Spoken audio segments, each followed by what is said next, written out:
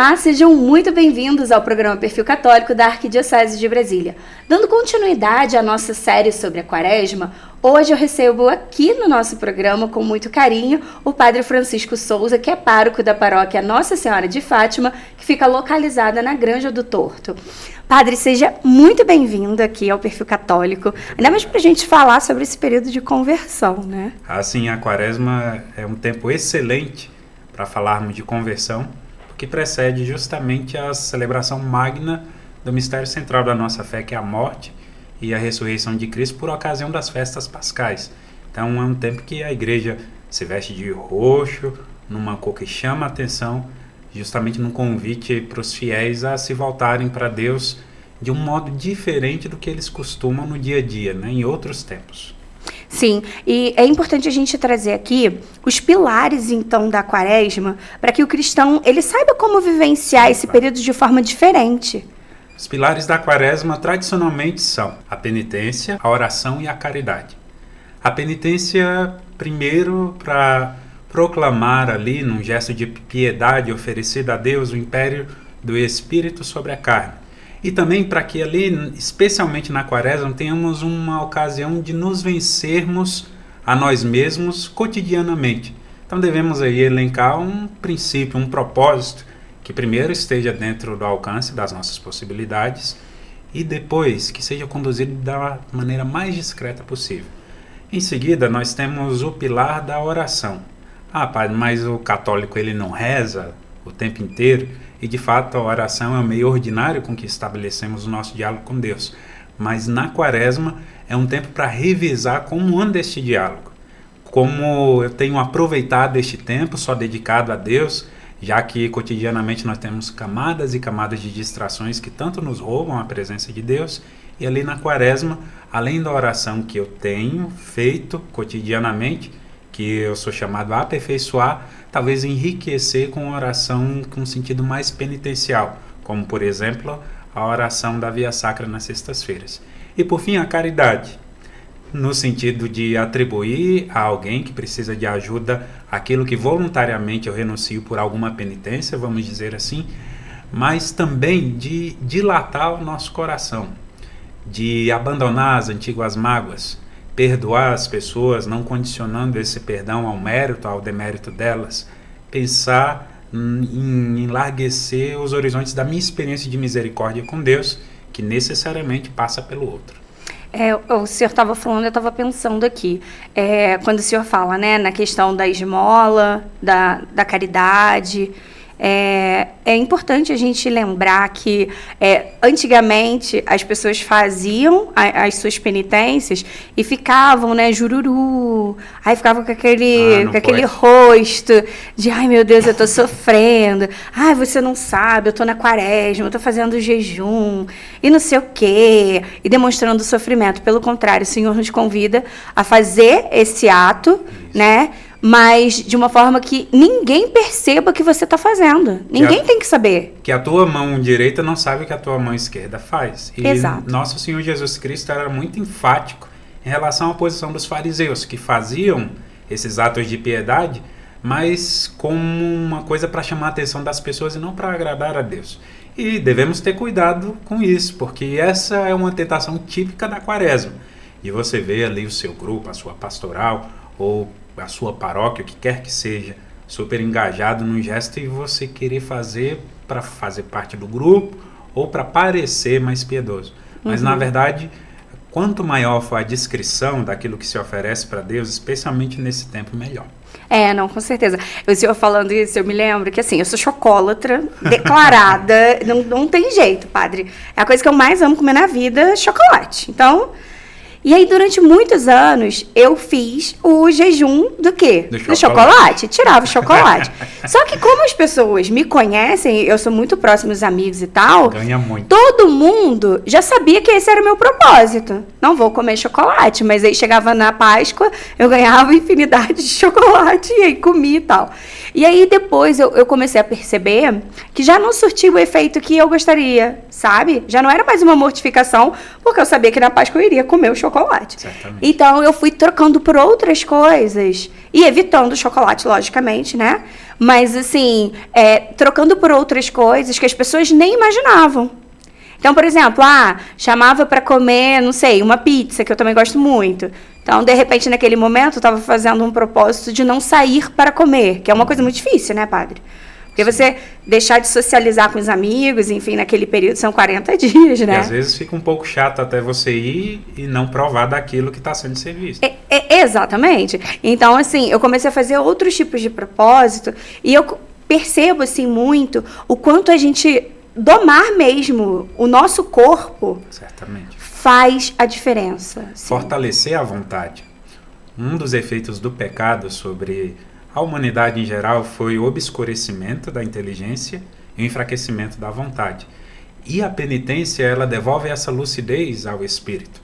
Semelhante a uma roupa que a gente usava quando era criança, que quando a gente vai crescendo ela não serve mais, também o cultivo da vida interior, ele obedece um certo dinamismo, e algumas coisas que nos serviam no início da conversão passarão a não servir mais para frente.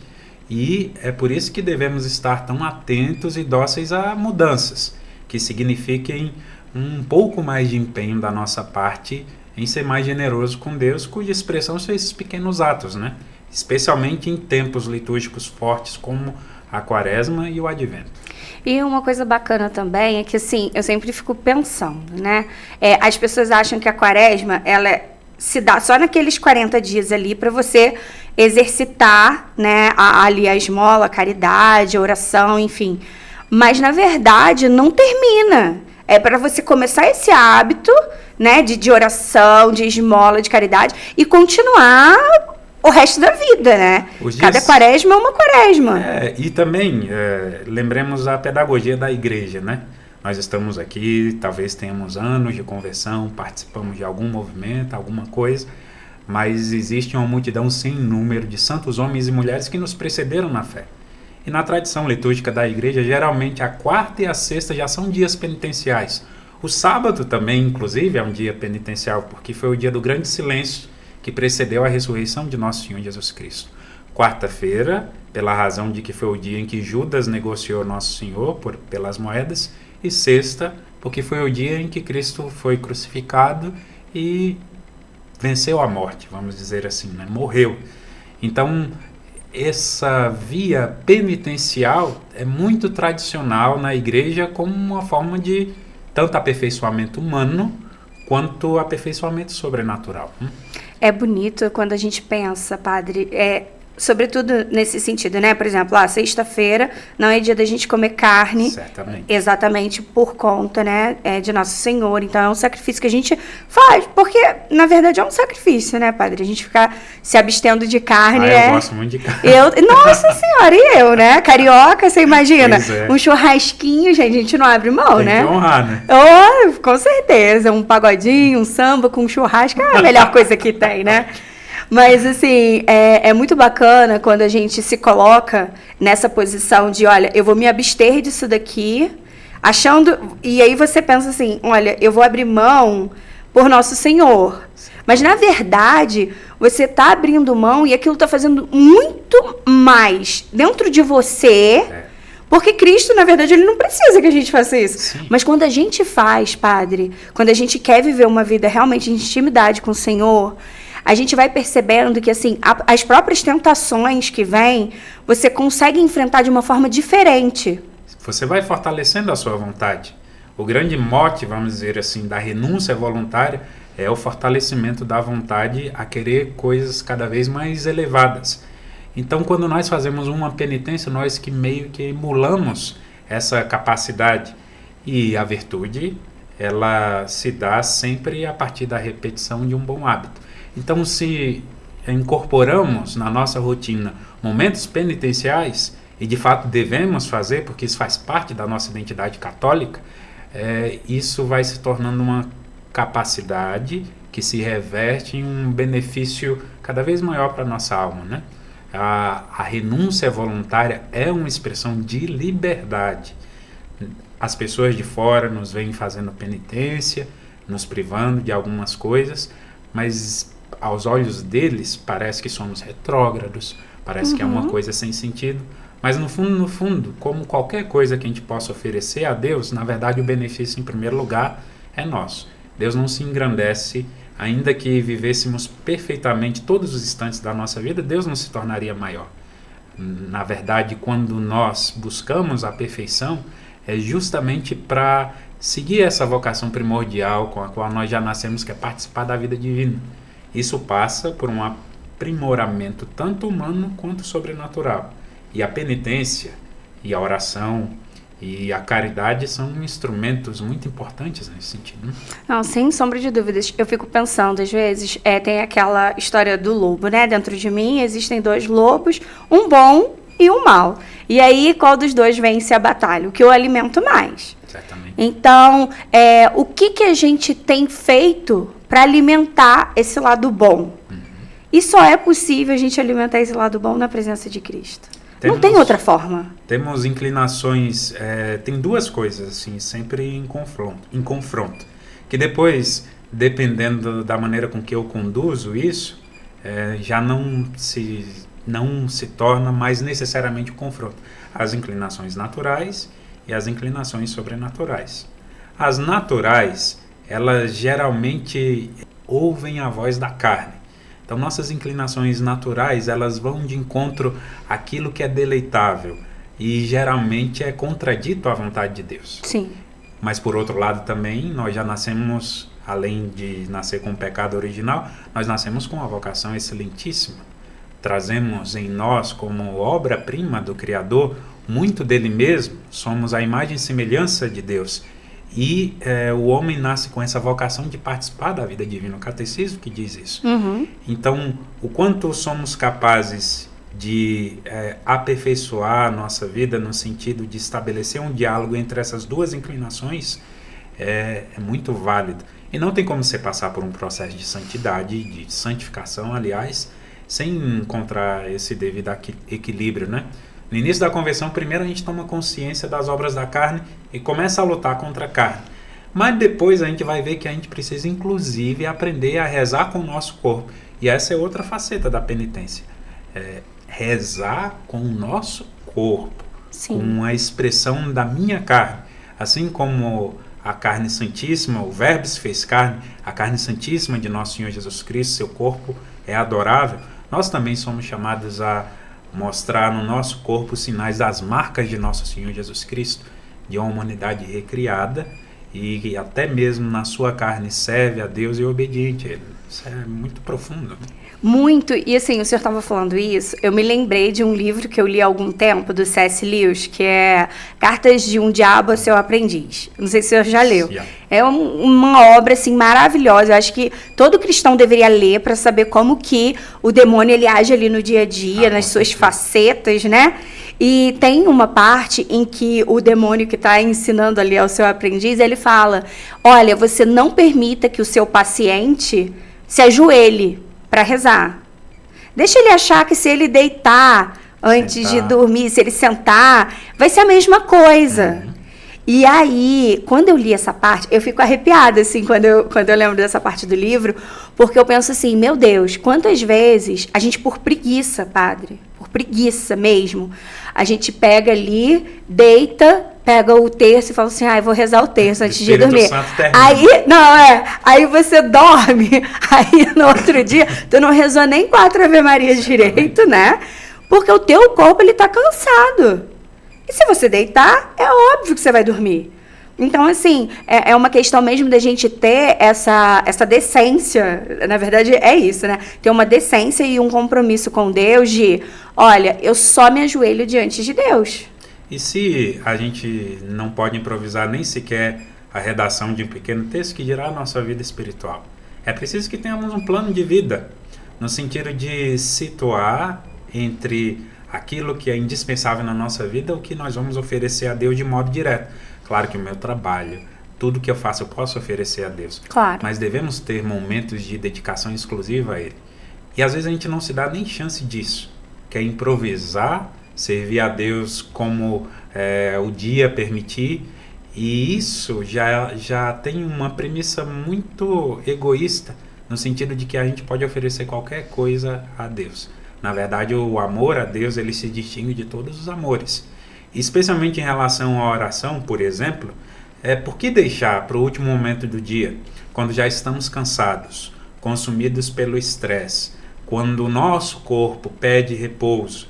Então, às vezes, nós não nos damos nem a possibilidade de sermos bem-sucedidos nesse propósito, porque nós não chegamos em plena forma. Se é do nosso hábito, talvez, estar cansados ali no fim do dia, então que possamos distribuir vários momentos de oração durante o dia. Não precisa ser uma oração vocal, talvez uma jaculatória, uma visita ao Santíssimo. Há infinitos modos de se dialogar com Deus, mas essa intenção ela tem que ser constante, né? Perpassar todos os momentos do dia. Não deixar para a última hora, no auge do cansaço. É claro que vamos adormecer e aí esse diálogo se torna um pouco comprometido ou vai alcançar uma expressão menos perfeita do que deveria, né? E aquilo também, né, padre? Eu fico pensando assim, por exemplo, quando você vai receber alguém na sua casa, você não vai arrumar a casa? Certamente. Você não vai deixar as coisas bagunçadas, você vai receber amigos na sua casa, você vai dar uma limpeza, você vai ajeitar as coisas, para quando a pessoa chegar, tá ali, né, tudo tranquilo, para fazer uma refeição bacana e tudo. E aí, quando você pensa que é com Deus que você está tendo esse relacionamento, você não vai se preparar para esse diálogo? Né? Você não vai acender uma vela, não vai colocar, né, ali um altar bonito na sua casa, não vai se ajoelhar diante dele para poder conversar com ele? Sim. Assim, é algo que eu acho que todo cristão católico tem que trazer mesmo para reflexão, sabe? E faz parte até da maneira, das implicações até psicológicas da oração. Sim. No sentido de que estamos voltados para Deus, assim, se o ambiente colaborar. Exatamente. Se temos um ambiente que nos leve à oração, que seja mais recolhido, que seja livre de interferências visuais, interferências sonoras, é muito mais fácil se recolher ali. Agora, se você pegar uma cadeira ou colocar no meio de uma feira, vai ser muito difícil você prestar atenção. Exatamente. E no fim do dia, por exemplo, um hábito que as pessoas geralmente não têm, mas que é muito salutar para a vida espiritual, é preparar o sono. No seguinte sentido, se você vai dormir lá para as 11 horas da noite, você recolhe 1 hora antes, diminui a luz do seu quarto, prepara o seu altarzinho para a sua oração, comece essa oração com seu exame de consciência para que você durma reconciliado com Deus, consiga e com o mundo, e ali, encerrando o dia em diálogo com Deus, o seu último pensamento será o Senhor. E o próprio sono é tido como uma analogia até para a morte, porque nos entregamos ali e não sabemos se vamos acordar. Sem sombra de dúvida. Então, de certa maneira, é um exercício até de humildade, entregar-se nas mãos de Deus, depois de termos sido servos inúteis, entre aspas, essa expressão do Evangelho. Né? Uhum. Então, preparar o sono antes. Agora a pessoa, geralmente, ela sai de uma bateria de episódio de seriado, de filme, com o celular na mão. Deixa o celular no mesmo ambiente que a cama. Não dá certo. Então a cabeça fica sempre na iminência de alguma notificação. E ali, imediatamente depois de apagar o celular, quer dormir. Aí não vai dormir bem, nem tampouco vai rezar. Né? Não, assim, aquilo, né?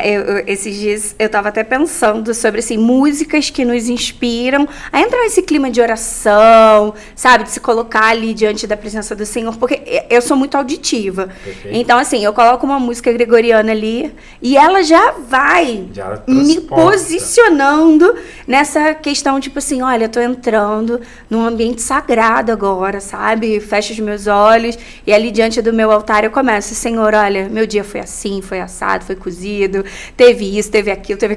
E ali eu vou conversando com ele como se ele fosse, assim, ele tá ali presente. Ele tá mesmo. Né? É como se fosse uma pessoa física ali, né? E aí eu fecho os olhos porque eu tô ali naquela música, enfim. E aí, naquele momento, eu sinto o meu eu, de verdade. Porque ali eu não preciso estar sorrindo ou estar chorando. Eu vou estar do jeito que eu tiver. Se tiver lágrima, tá tudo bem. Se tiver sorriso, tá tudo bem. Então, assim, eu acho que todo mundo merece e precisa ter esse momento, sabe? Consigo próprio e com o próprio Deus. Porque, assim, tem coisas da nossa vida, padre, que nem a gente sabe. Quem não reza não se salva. Com todo respeito, Quem tem São José Maria Escrivá dizia, né?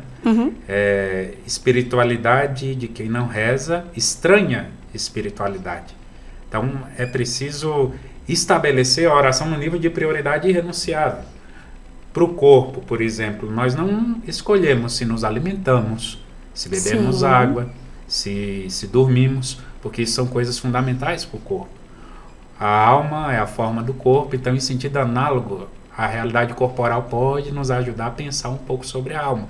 Então, se para o corpo, que é mortal e corruptível, empenhamos tanto esforço, que dirá para a subsistência da nossa alma, que é imortal e que é uma realidade muito mais complexa do que o nosso próprio corpo. Então, devemos situar a oração, por exemplo, nesse nível de coisas que eu não posso renunciar, tomarmos consciência desse fato. Enquanto a nossa oração estiver num nível facultativo, a gente vai facultar. A gente vai dar menos importância.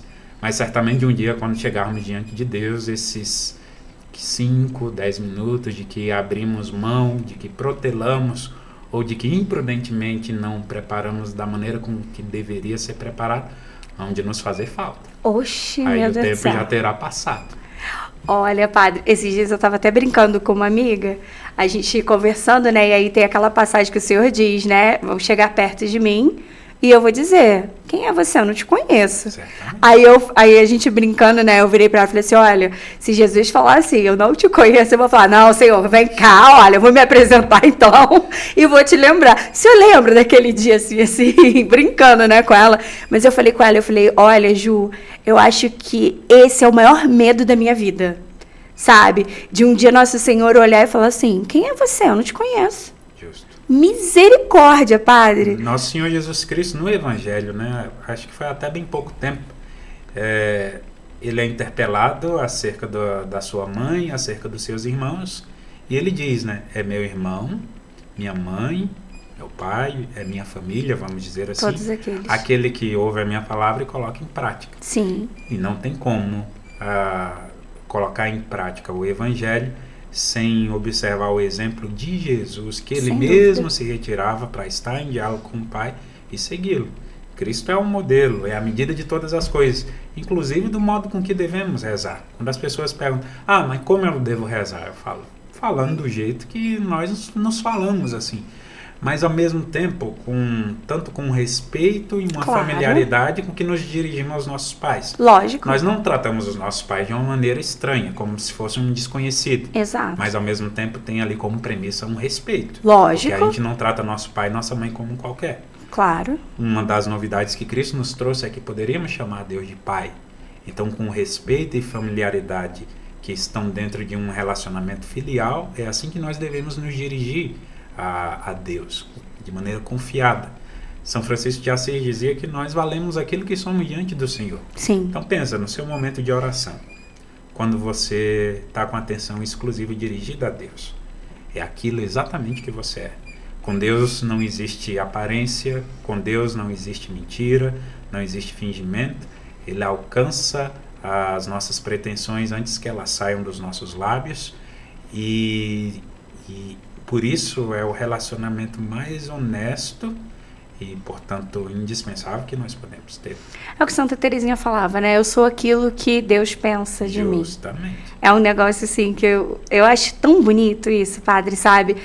Você saber que existe um Deus que te ama acima de tudo, né? De qualquer coisa, e que Ele tá ali nos momentos mais gloriosos da sua vida, nos momentos mais felizes, mas sobretudo também naqueles momentos mais difíceis. E ali, baseado nesse amor, você encontra então um sentido para sua dor, para o seu sofrimento, para o dia a dia, né, padre? Porque é muito engraçado, às vezes, as pessoas acharem que por sermos cristãos, a gente vai sofrer menos nessa vida. Não, ao contrário. Meu Deus do céu! Você chega perto da luz, você consegue enxergar os reais contornos da realidade que te cerca. E assim também a nossa relação com Deus. Deus é pura luz em que não há trevas. Então, quando você chega perto de Deus, você começa a se enxergar e enxergar a sua própria vida, com todas as qualidades, as perfeições que ela tem, mas também com todas as dificuldades, os defeitos, as coisas a serem reparadas. E ali se coloca como que uma trilha muito pessoal de correção, de vida de conversão e justamente de voltar-se totalmente para Deus. O fato de estarmos perto de Deus não nos livra dos sofrimentos. E nós devemos ver a ação de Deus tão fecunda e tão poderosa, inclusive nos abençoando com aquilo que tem a aparência de maldição.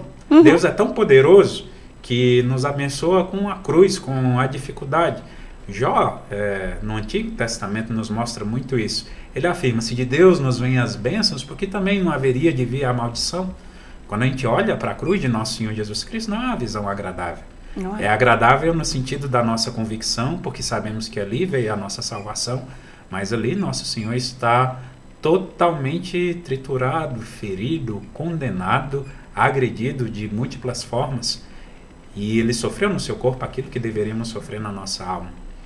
E Deus salva a humanidade por meio do sofrimento do seu Filho. Sendo a nossa vida associada a de Cristo, especialmente pelo batismo, como não poderia reverberar na nossa vida também esse mistério? Então, o próprio Cristo diz que aquele que quiser me seguir, tome a sua cruz. É a primeira condição que ele... Condição não. O primeiro elemento que ele coloca para seguirmos. Então, o sofrimento sempre fará parte. Mas não pode desassociar uma coisa da outra. O sacrifício do banquete. A alegria da contrição. A morte da vida. Justamente o mistério da redenção de nosso Senhor Jesus Cristo e o sacrifício que ele faz de si mesmo fazem essas coisas mundanamente contraditórias estabelecerem um perfeito diálogo. Então, nas ocasiões alegres, devemos conservar certa gravidade. Nas ocasiões de contrição, devemos manter certa medida de alegria, para que a nossa experiência seja sempre temperada a partir das nossas convicções e da nossa fé em nosso Senhor Jesus Cristo, que vem de maneira igualmente digna quando nos visita na cruz ou quando nos visita na sua ressurreição. Não, sem sombra de dúvidas. O senhor falando isso, eu estava me recordando aqui, agora, dia 26 de fevereiro, se completa 3 anos que minha mãe faleceu. E aí, nesse período muito difícil, né? Você perder sua mãe é uma coisa uma das dores mais agudas que se assim, você sente na sua alma, sabe, a dor. E eu me lembro que quando a minha mãe faleceu e chegou a notícia de que ela havia falecido, eu olhei para o meu irmão, assim, e saiu, sem eu pensar até no que eu estava falando. Eu olhei para ele e falei assim, Liz, não existe cristão sem Calvário. Não existe. Se a gente quer chegar à ressurreição, né, à vida eterna, a gente tem que passar pelo Calvário, não tem jeito. Certamente. E esse é o nosso Calvário. Né? Então, vamos pegar a nossa cruz, vamos sofrer. A gente vai sofrer muito, com certeza, mas a gente está junto. Então, assim, seremos o Cirineu um do outro e a gente vai carregar essa cruz juntos. E eu digo isso, Padre, porque, às vezes, nos momentos mais difíceis da nossa vida, a gente acha que Jesus não está ali presente. Sabe? Muitas pessoas já falaram isso, inclusive quando minha mãe faleceu, algumas pessoas assim me perguntaram, e onde estava o teu Senhor? E aí eu olhava para elas, ele estava salvando a minha mãe, né? Certamente. Então, assim, no momento mais agudo de dor, eu também vejo, assim, muita ação do Espírito Santo na nossa vida, para que a gente, apesar do sofrimento, a gente encontre um sentido para continuar a nossa caminhada. É preciso conservar a fé. Para quem tem fé, uma palavra basta. Para quem não tem, nem que você diga as palavras mais belas que existem no mundo, essa pessoa acreditará. E, de fato, assim, nosso Senhor Jesus Cristo, sendo igual condição a nossa, condição humana, menos no pecado, ele experimentou na sua própria carne santíssima todas as expressões de humanidade, inclusive a morte. Para quê? Para que todas as expressões de humanidade que nos fossem difíceis encontrassem a exata medida e o sentido. Quando eu penso em nosso Senhor Jesus Cristo, eu não penso em alguém que não entende de sofrimento, que não entende de fome, e vou ainda além, não entende de cansaço, de dor, de saber o que é ser julgado, o que é ser deixado num momento crítico da companhia dos seus amigos. Sim. Tudo isso ele viveu. E quando nós nos recordamos nisso, ele permaneceu fiel e obediente ao Pai, até a morte e morte de cruz, mesmo sofrendo todas essas coisas. É um convite para que sigamos as pegadas de nosso Senhor Jesus Cristo, que a todo momento nessa vida serviu a Deus através da sua humanidade. Quando Cristo assim o faz, ele pavimenta uma estrada para todos aqueles que têm fé de também servir a Deus através da sua própria fraqueza. Porque, em contraste com a perfeição divina, o que nós podemos oferecer a Deus a não ser uma expressão da nossa fraqueza?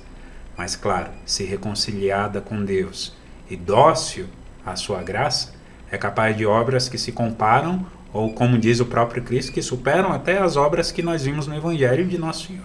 Isso é muito bonito, muito encorajador e nos dá muita esperança.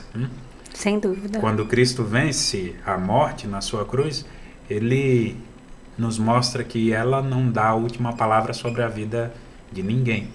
E que aquele que crê, ainda que esteja morto, vive. Amém. Vive em Deus.